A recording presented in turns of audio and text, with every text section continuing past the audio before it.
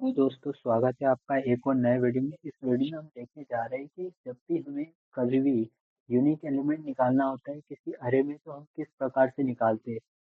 जैसे मान लीजिए कि हमारे पास एक वेक्टर गिवन है, उसमें हमें 1 2 3 4 5 गिवन है और फिर 4 3 2 1 भी गिवन है और हमारा मतलब सारे एलिमेंट्स दो बार ही आ रहा है, बट केवल एक एलिमेंट जो है वो एक बार आ रहा है। तो हमारा हम उस एलिमेंट को कैसे निकालेंगे। ठीक है दोस्तों, तो इसको हम नॉर्मली वेक्टर या अरे की मदद से कर सकते हैं। तो इस टॉपिक को हमने वेक्टर वाले कंसेप्ट में लिया है। तो इसमें जब भी हमें निकालना होता है तो हम क्या करते हैं, सबसे पहले यहाँ पर यूनिक एलिमेंट डॉट सीपीपी नाम से फाइल बनाई। देखिए कल दोस्तों हमने क्या करा, एक नया फोल्डर बना लिया वेक्टर। ठीक है, उस वेक्टर के अंदर हमने ये वेक्टर वाला एलिमेंट रख दिया था। तो वेक्टर इस प्रकार से इनिशियलाइज करते हैं, वेक्टर एंड भी।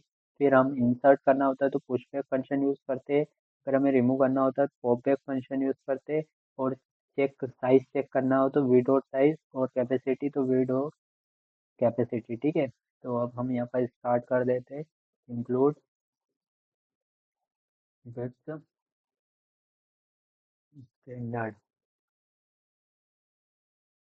ठीक है, तो ये हमने क्या करा, सबसे पहले हम फाइल लिखा है, फाइल बना ली हमने। फाइल बनाने के बाद हमने सी प्लस प्लस का बेसिक कोड लिख दिया है। फिर हमारा फंक्शन मेन से स्टार्ट हो जाएगा। ठीक है, तो यहाँ लास्ट में हम रिटर्न ज़ीरो करवा देते हैं। अगर हम रिटर्न ज़ीरो नहीं करवाए तो उस केस में भी वो वर्क करेगा। तो हमें एक वेक्टर गिवन है इस प्रकार से, इंट वेक्टर इंट वी नाम से। ठीक है, अब इस वेक्टर में मतलब सबसे पहले आप क्वेश्चन समझिए, क्वेश्चन आपको क्या कहना चाहता है। क्वेश्चन कुछ इस प्रकार से है, क्वेश्चन कुछ इस प्रकार से कि मेरे पास एक वेक्टर है या फिर मेरे पास एक अरे है। उस अरे के में मेरे पास जो इनपुट है वो कुछ इस प्रकार से है। इनपुट कुछ इस प्रकार से है कि 1 है 2 है 3 है। ठीक है, फिर वापस से 2 है 1 है, बट मेरा जो आउट 3 है वो दो बार नहीं आ रहा है। तो आउटपुट मेरा क्या आ जाएगा, 3 आ जाएगा, क्योंकि 3 यूनिक एलिमेंट। ठीक है, सारे एलिमेंट 1 है, सारे एलिमेंट, ऑल एलिमेंट ओकर ट्वाइस एक्सेप्ट 1। ठीक है दोस्तों, सारे एलिमेंट मेरे दो बार आ रहा है, केवल एक एलिमेंट को छोड़कर। तो इस पार्टिकुलर अरे या इस पार्टिकुलर वेक्टर में हम क्या देख पा रहे हैं कि हमारे पास 5 एलिमेंट का वेक्टर है। उस 5 एलिमेंट के वेक्टर में हमने देखा कि हमारा 1 2 बार आया है, 2 2 बार आया है, बट 3 हमारा एक बार आया है। तो हमें आउटपुट के फॉर्म में क्या रिटर्न करवा देना है, हमें आउटपुट के फॉर्म में 3 रिटर्न करवा देना है, या फिर यूनिक एलिमेंट रिटर्न करवा देना है। तो 3 मेरा क्या है, यूनिक एलिमेंट है। आशा है आप क्वेश्चन समझ गए होंगे। तो सबसे पहले मैंने एक वेक्टर लिया। ठीक है, वेक्टर लेने के बाद मैंने क्या किया, इसको जस्ट 1 सेकंड, वेक्टर,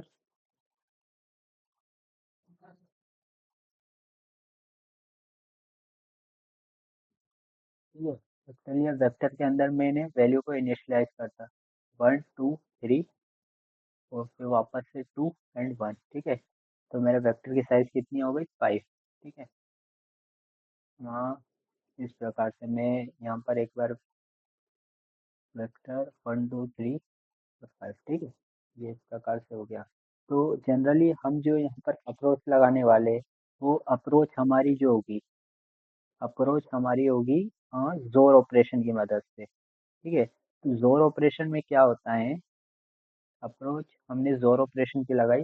जोर ऑपरेशन में क्या होता है कि अगर सेम एलिमेंट रहते हैं तो वो रिटर्न कर देता है 0। अगर सेम एलिमेंट नहीं रहते तो वो उस पर्टिकुलर एलिमेंट को रिटर्न कर देगा। मान लीजिए कि जोर एलिमेंट क्या करेगा, इसका जोर इसी से हो रहा है तो रिटर्न कर देगा 0। ठीक है, और जस्ट 1 सेकंड, ठीक है, खुद का खुद ही से जोर ऑपरेशन लग रहा है तो 0 रिटर्न कर देगा। और वरना इसका जोर ऑपरेशन हो रहा है 0 के साथ तो ये रिटर्न कर देगा वही पर्टिकुलर एलिमेंट। ठीक है दोस्तों, कुछ इस प्रकार से। तो यहाँ पर क्या होगा, 1 का जोर हमने 2 के साथ करा, 1 का जोर हमने 2 के साथ करा तो उसने कुछ रिटर्न मतलब हम इसमें जोर इस प्रकार से करेंगे कि मान लीजिए कि मैंने आंसर में सबसे पहले जीरो वेरिएबल को आंसर में मैंने जीरो ले लिया। ठीक है, तो ये जब जोर करेगा कुछ इस प्रकार से कि वन का जोर करेगा टू के साथ, एक सेकंड, मान लीजिए इसने वन का जोर किया टू के साथ, फिर टू का जोर किया इसने थ्री के साथ, फिर थ्री का जोर किया टू के साथ, फिर जोर किया वन के साथ, तो मेरा जो आंसर रहेगा क्या आ जाएगा, आंसर विल बी थ्री। क्यों? क्योंकि बाकी सब कैंसिल हो गए होंगे इस ऊपर वाली अप्रोच से। ए जोर ए इक्वल टू जीरो, तो वन जोर वन कितना हो जाएगा जीरो, टू जोर टू कितना हो जाएगा जीरो, तो मेरे पास जो यूनिक एलिमेंट बचा वो कितना बचेगा, थ्री बचेगा। ठीक है दोस्तों, तो इस प्रकार से मैं यहाँ पर सॉल्व करूंगा इसको। एक सेकंड।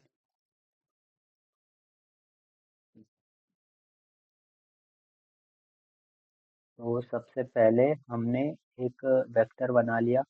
ठीक है, वेक्टर बना लिया, ठीक है। अब इस वेक्टर को बनाने के बाद मैंने क्या करा कि मैं एक फंक्शन बना देता हूँ, इंट यूनिक एलिमेंट नाम से। यूनिक एलिमेंट नाम से मैंने एक फंक्शन बनाया, फाइंड यूनिक। ठीक है, यूनिक मुझे निकालना, उस यूनिक के अंदर मैं क्या पास कर रहा हूँ, वेक्टर पास कर रहा हूँ। ठीक है, इस यूनिक के अंदर मैं क्या पास कर रहा हूँ, वेक्टर पास कर रहा हूँ। तो और मैं इस फंक्शन को किससे इनिशियलाइज कर देता हूँ, यूनिक एलिमेंट से। ठीक है, इस फंक्शन को मैंने इनिशियलाइज कर दिया यूनिक फंक्शन से। ठीक है, अब मैं यहाँ पर फंक्शन बना देता हूँ, particular function in find unique. Find unique, और फाइंड यूनिक के अंदर मेरे पास क्या आ जाएगा, वेक्टर आ जाएगा। ठीक है, वेक्टर इन वी। ठीक है, इस प्रकार से। अब मुझे साइज तो देना नहीं है, क्योंकि साइज तो मैं रन टाइम पर फाइंड आउट कर सकता हूँ। तो मेरा इनिशियली मेरा जो आंसर रहेगा वो कितना रहेगा, जीरो रहेगा। एक सेकंड, पहले मैं इसको कंप्लीट कर दूँ, तो यहाँ पर मेरे पास सी आउट यूनिक एलिमेंट आ जाएगा। सी आउट यूनिक, यूनिक,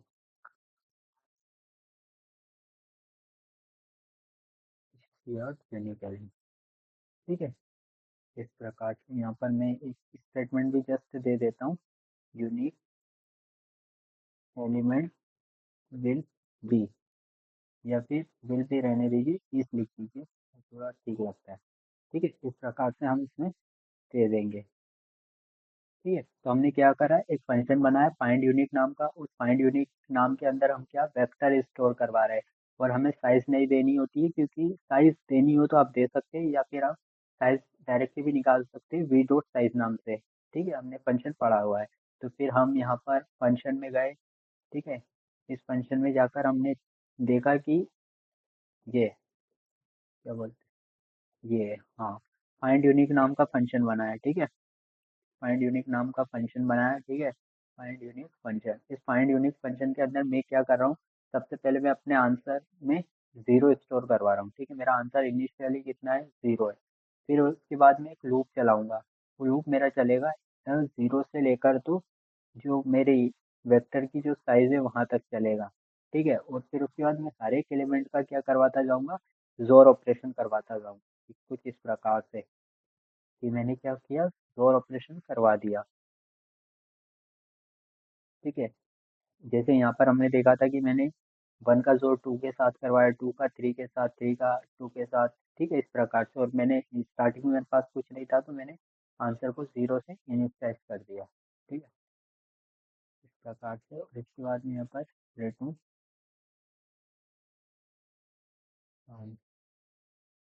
ठीक है, इस पर आंसर कर देखता हूँ।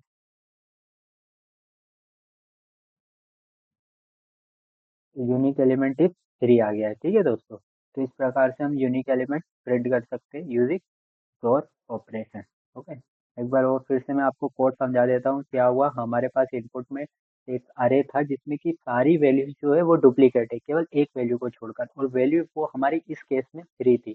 ठीक है, अब हमने क्या किया, हमने अप्रोच सोची कि भैया जोर ऑपरेशन में क्या होता है, जब हम उस वैल्यू का पर्टिकुलर वैल्यू के साथ जोर ऑपरेशन करते हैं तो वो आउटपुट जीरो देता है, वरना अगर उसका ऑपरेशन जीरो के साथ कर रहे हैं तो वो आउटपुट में सेम एलिमेंट रिटर्न कर देगा। तो हमने सारे एलिमेंट का जोर ऑपरेशन किया तो हमारा आंसर 3 आ गया। इसमें हमने सबसे पहले आंसर को जीरो से इनिशियलाइज करा, फिर उसके बाद हमने एक लूप लिखा और उस लूप में मैं हर एक एलिमेंट का जोर ऑपरेशन करवा रहा हूँ मेरे आंसर के साथ, फिर लास्ट में मैं आंसर रिटर्न कर दे रहा हूँ।